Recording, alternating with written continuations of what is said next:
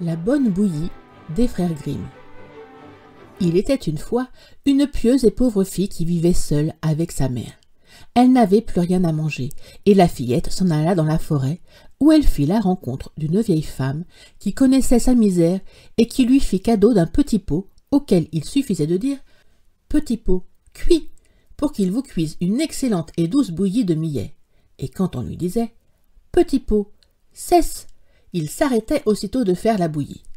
La fillette rapporta le pot chez sa mère, et c'en fut terminé pour elle et de la pauvreté et de la faim, car elle mangeait de la bonne bouillie aussi souvent et tout autant qu'elle le voulait.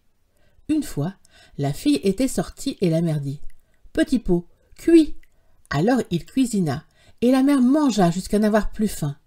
Mais comme elle voulait maintenant que le petit pot s'arrêtât, elle ne savait pas ce qu'il fallait dire, et alors il continua, et voilà que la bouillie déborda.